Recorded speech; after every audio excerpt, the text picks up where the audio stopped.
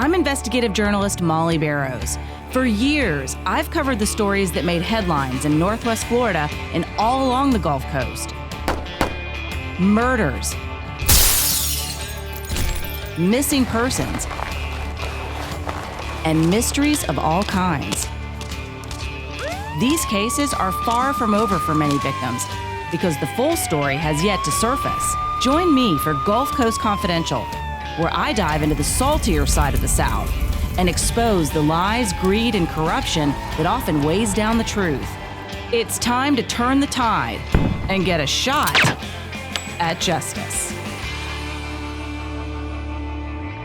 Hey y'all, I'm Molly Barrows, and welcome to the Gulf Coast Confidential podcast. We live in a beautiful place, but some pretty ugly things happen here, and we like to talk about them.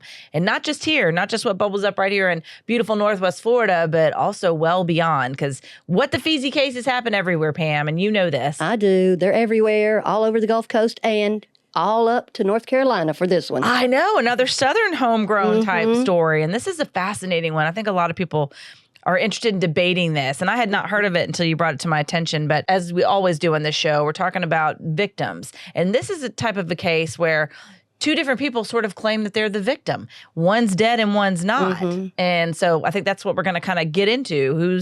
Was this person justified in doing what he did? And this episode is called Blue Gatorade, Is It Worth Your Life? Store owner Taz Zarka stabs Mark Garrity. So there's a lot to dive into with this particular story. Basically, Mark Garrity, according to the store owner, Taz Zarka, who owned a market in downtown Raleigh, he said that Mark was stealing a blue Gatorade, just like this one, stuck it. He believed he did anyway, and he stuck it in his bag, and he tries to take Mark's bag, and they basically have a scuffle, and the next thing you know, Taz brings out a knife, stabs him, and Mark Garrity dies. He does. And then the store owner is put on trial for this, and he's essentially telling, the judge and the jury that he did not intend for this to happen, but that he went as far as he did everything but apologize when he was on trial, but essentially saying that he thought that this guy was going to hurt him. They were scuffling over this bag.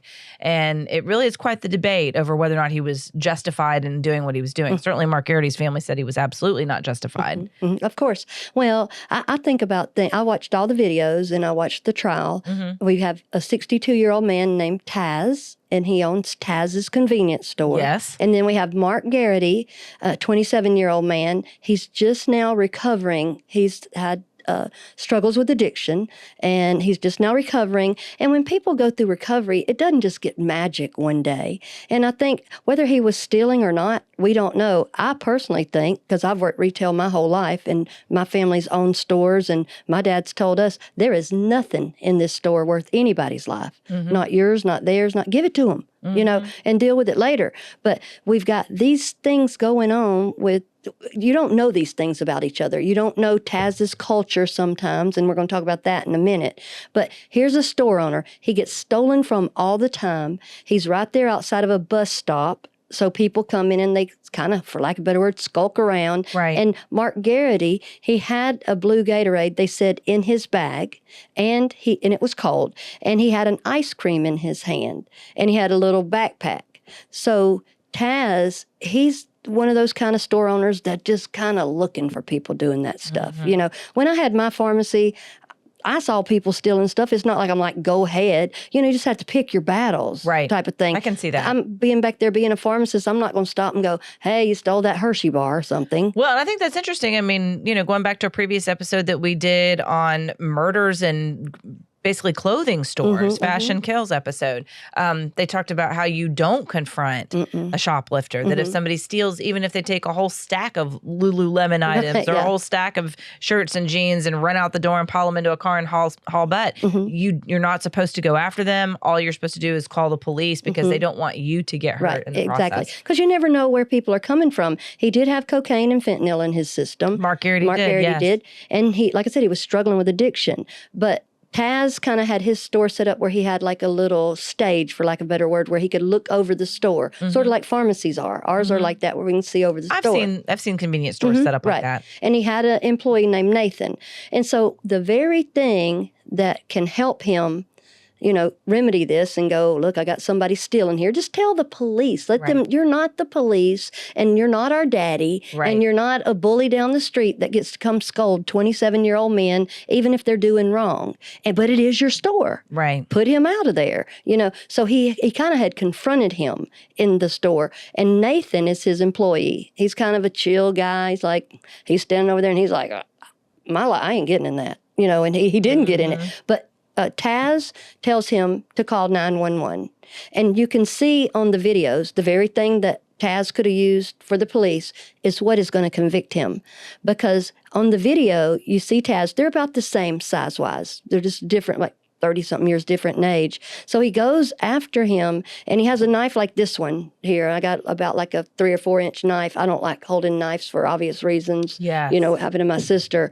But I think every time when I see a knife, I just think about how in the world, what kind of person are you where you can put a knife in someone? Everything I've ever read about that, too, that method of attacking someone, it's very personal. And it's also hard work. Right. It's very angry. Yeah. It's something is wrong with you, in my mind. Something's wrong with you. An act of rage, an act of passion. Right. There's some sort of super duper personal motivation. Right. I can't even, after Sharon's murder, being stabbed and throat slit and everything, I can't even cut a watermelon because I can't stand the way it feels. I don't like a knife. All my knives are not up on my counters anymore. I don't even like them. Butter knife's fine with me. But this guy, he's proud of this knife. He's got it when he's 13 years old. There's nothing wrong with that. That's what he told the court. Right. Yeah, he did. From his grandpa or somebody when he was over in Kuwait. Which is an odd thing to bring up. I mean, I think he's trying to probably personalize himself to authorities or to the jury, but it seems like a really insensitive, out-of-touch thing to say. He's very insensitive all the way through this, and that's what offended me. And I know if I was a juror, I would have no problem going, you are guilty. Right. You used your favorite knife to kill a shoplifter. Right. Oh, Great job. It might as well have been like this, polishing his nails up on his collar, because he would say things like he would never say Mark's name. He would say the deceased. Impersonalized. That's just damn hateful to me, because I have read things and stuff about, my sister's never been called Sharon too many times. She's called the little teacher, the deceased, the body, the corpse. The victim. Yeah, and it hurts. But so I'm watching all this. They're scuffling. Taz has him, with his hand. And so they're scuffling. And I'm pretty sure he came at him, not with a good negotiation type of thing. And so he's done this before, they said. When he sees people put something in their bag, he gets his knife and he cuts the straps of their bag. Because that way he can get their bag because they won't open it or give it. He said all he had to do was open the bag. You have a knife in your hand. All he had to do was let him walk out the store. Right. That's all he had to do. And so they said that Mark did a karate kick back. I would too if you're coming at me with a knife. I might pick something up and try to hit you with it. Right. So that was going on. There's a preschooler boy in there. There is a teenage girl who's videoing the whole thing. And her name, I think, is Anja. And so Taz calls her the girl with big body. I mean, he's just so offensive, and hateful. And so he's doing that and they're struggling. So eventually, because he's keeping it down by his side, eventually he stabs Mark. He stabs him once, it's 2.5 inches deep. He stabs him again, 3.5 inches deep. He stabs him the last time, 4.5 inches deep, and it's in his heart.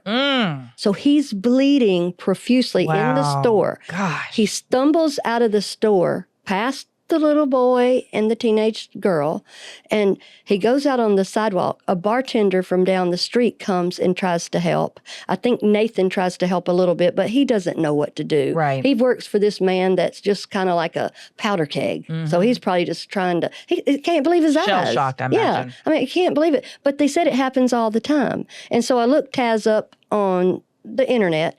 You can find all kind of videos of him saying, get the out of my store to people, yelling at people. I mean, starting this stuff. It's his MO. Right. It's how he does. And then, I mean, just on it's long. It's like a tirade. It's not like some person like, get out of my store type of thing. So Mark is bleeding out on the sidewalk and he bled all through the store. So Taz, not trying to help him at all, he goes and gets a mop and starts mopping up the blood, smearing it everywhere. This is a crime scene. Good Lord. But this is how detached and how perfunctory and how it's my business.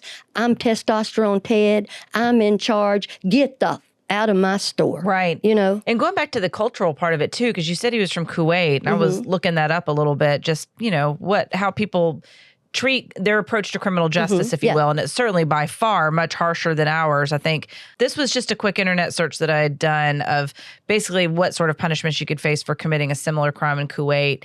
And it said misdemeanors are punishable by a fine or imprisonment of up to 3 years or both. Felonies are punishable by life imprisonment, death, or temporary imprisonment for more than 3 years. And theft with aggravating circumstances is punishable by life imprisonment and a fine of up to 15,000 of their currency if the theft meets certain conditions, like it was committed at night, committed by multiple people, at least one person had a weapon, the perpetrators entered by breaking and entering or other means, and the theft was committed by coercion or threat of violence. But in essence, basically, just for example, one guy was sentenced to a year in prison for stealing $1,000 worth of chocolate. So it's different over there. And in his mind, he's probably thinking, I am justified in doing this. This is how it works. This is what I've been exposed to. The fact that he would, again, even say in court, yes, this is the knife I used. I've had it since I was 13, I know. He needed a consultant, or his lawyer needed to help him, because he did testify. And that's what a lot of this went that way. I think he's so used to just talking and pushing and doing till it always comes his way. He thought he's going to tell the United States justice system how it's going to be. And that is not at all what happened. No. And them fighting back and forth, and him having that kind of thoughts that, this is a big thing. You should not steal that. But here's my thinking. He didn't walk out of the store with it yet. Even like with us in retail and pharmacy and stuff, there might be just toting it around in there. I see people at Publix all the time with their little special bags, put stuff in there, and then they go up front and pay for it. We do not know what this man was or was not going to do. Regardless of what he's going to do, Taz Zarka does not get to kill him.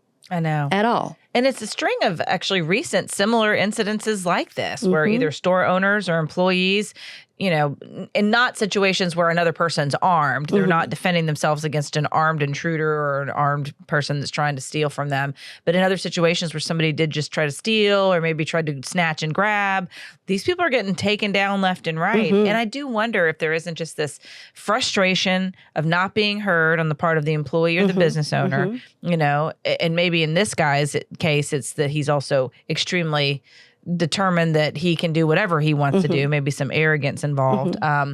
But for just the average Joe, maybe there's just some regular frustration or this feeling of powerlessness. And also I feel like maybe some disconnection. Yeah. I don't know how much we really see each other as people, especially in a scary situation or in a potential, criminal situation. I'm not saying that anybody can get outside their bodies that quickly and be like, I really feel sorry for this person trying to steal from me. Nothing like that. But I do think if your first reaction to somebody who's stealing a $4 bottle of Gatorade is to stab them when it doesn't go your way, then do you even see them as a person anymore? It's almost like you're just seeing somebody that's just another source of irritation that's got to be put out of its misery. Right. It's like I said, it's a testosterone TED type of thing. How dare you do that to me? And then in his defense, or trying to understand where he's coming from, he should have not done this. Let's just be clear about that. You don't kill people over anything.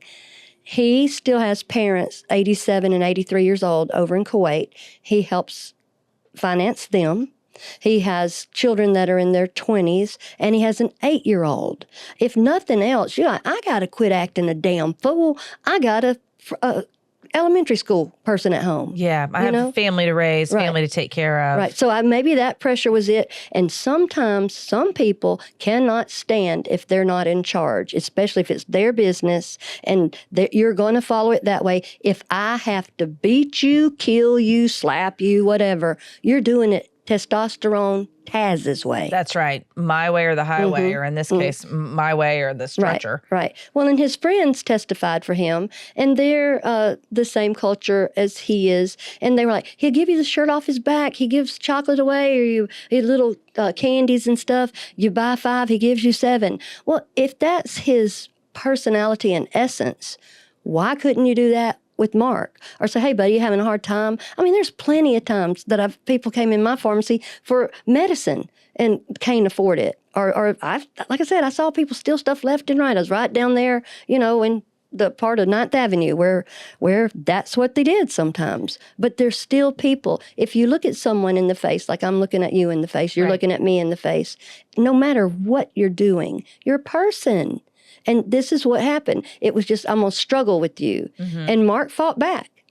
Yeah, and people have reasons for doing what they're doing, and like you said, this particular store owner kept referring to him as the deceased, and also I think an addict, and his mother, when it came time for the victims to give their victims impact statement, his family got up there and his mom talked about how he wasn't an addict, that yes, he had struggled with substance abuse, but that he was also a loving son. He was someone who loved Jesus, that he had all these talents and dreams and wishes, and he had a girlfriend who also got up there and spoke to the judge to talk about how she lost the love of her life and it made her stumble in her own sobriety journey. And the judge encouraged her to please stay sober, which I thought was important too. But, it does impact. It does have a ripple effect, even if he was stealing something. And that is absolutely wrong. And he should absolutely not have been doing that. Whatever the reason was, neither does it justify whipping out a knife and ending his life. And I think that's essentially what the family was saying. And he never did come across the store owner, in my opinion. Taz never did come across like he was very sorry for what he did. I think he's strident. I think he belongs to this old guys club and we do this and stuff. And I think that people getting up there and go, well, one time he did this, and one time he gave away York peppermint patty, and one time he killed Mark Garrity. Yeah, and that's essentially what the judge said, which I thought was interesting. His quote to him when he at sentencing, when he was, convicted of manslaughter, involuntary manslaughter, and it wasn't the second-degree murder charge that the prosecution had wanted, but jurors did convict him of manslaughter. And so at his sentencing, the judge said, quote, if that's who he is, why wasn't he that person on April 6, 2023. If that's who he is, why not just give Mark the Gatorade? And he also went on to say, I never called you a monster, but you killed Mark. End quote. So that judge was not going to, buy that. He's generous sometimes. Oh, yeah. He said, let me make this clear. He is not his addiction, and he is a person. And then, like I said, if that's your essence, why do people have to come in here? We can see you sitting there, all stoked up and then get up there and still not apologize or call him by his name. The worst thing you can do is not call someone by their name. That's awful. I know. It takes their personness away from them. Yeah, well, they're just reduced to somebody with a label. Right. And the judge was so sweet and stuff when the mom was giving her victim impact statement. Those are my heart. Because I think maybe 10 years ago, we didn't hear those like we hear them now. And we've said this before. It's not a time for you to scold the person or say, I hate you and all this kind of stuff. Victim impact. How did this impact you in your life? And still, 11 years later, I'm still writing victim impact statements every 6 months because it still affects me. Will never be the same. But his mom was up there and she said, the last thing, he was a great uncle, they said, the last thing that he got to do was go with his mom, to take, I think his nephew or grandson or somebody to the Easter Bunny. And that's where she has a picture of him. Now, addiction, let's talk about that for a minute. Let's quit calling people drug addicts and, druggies and stuff like that. They are people that struggle with the disease of addiction. And, if in life, if you can give someone a break, do it. If Taz would have just given him a break and said, hey, man, you need to pay for that Gatorade, instead of coming out there with a knife. Because now look where Taz is. He's going to be in prison for up to 6 or 7 years. Yes, at least 5 years. Right. This is a trial that bifurcated it at the sentencing because the jury found him guilty, and then they needed to find on the sentencing were their aggravating factors. Right. Oh, and they also convicted him of voluntary manslaughter. Right. I mistakenly said involuntary earlier, but it was voluntary manslaughter. Yeah. But so they would have told if there were aggravating factors, but they couldn't agree on that. So the judge said, I'll be the one to decide that. He did. He did. But it was like another little mini trial there. And I thought, my goodness, I said, I've been on a jury a couple of times. If you've been through all this case, and then he goes, hey, go get you a payday candy bar and a Sprite and go back in there, and now you're going to deliberate on this. They just probably couldn't. It was too much. And so the judge did it. And the thing that just was so sweet to me, when the mother was talking about my grandson, he gently interrupted her and he said, what's your grandson's name? And she said, Grayson, and it was that was the humanity. That was the sweetness, because it had gotten so much. It's always about the offender. And he made it about the victim. He did. He was wonderful. And I mean, he was good at conflict resolution, between the attorneys. So, I mean, we got to do better with each other. We don't get to stab each other if you're stealing something from me. Well, and I think you hit on it when you said conflict resolution. That does seem to be something that we are consistently having trouble with, whether it's corporate America, the Luigi Mangione case, no resolution he felt like in his frustrations with dealing with healthcare companies. And then you also have the conflict resolution like we did on the Apple River case, where that man was, he was convicted for stabbing those youths that were in his face and basically accusing him of being a pervert when he was looking for a phone in the river. And he supposedly said he was scared for his life, and he pulls out this knife that he had with him, and he ends up stabbing and killing one of these kids. And there were, we got a lot of feedback on that episode, particularly from one individual who was angry that we felt like there is no justification for what that man did in the Apple River murder case. And he was convicted and he's serving his sentence. But at the same time, when I see the video of the way those kids were in his face, I can see why a conflict happened. They need to take some responsibility for that. And this one young man was just very adamant that we were wrong in that apparently it's okay to just yell and scream in somebody's face if you feel like you're justified in doing that. And I disagree. And I think that's where the conflict resolution comes in. Even going back and forth on the comments on YouTube. And also if you're listening or watching, we would certainly encourage you to comment. Yes. Good, bad, or otherwise. We would love to hear from you. But when I was going back and forth on the comments with him, he was very passionate about it.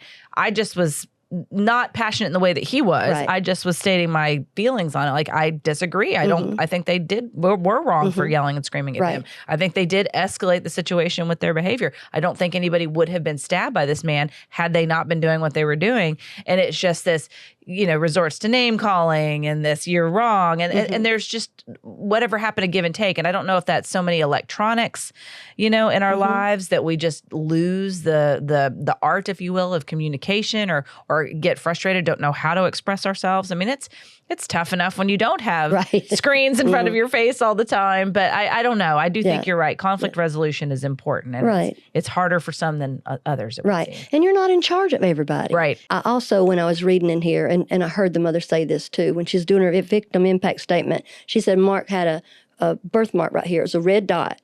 Bright red dot. Wow. And she said the doctor told her, and this is what sweetness does for people. She remembered it. She put it in a victim impact statement of her son after he's murdered because the doctor was kind. He said that's known as an angel kiss. Oh, like that. So she said that, and she told them he was 27 years old. She said, here are 27 things about Mark.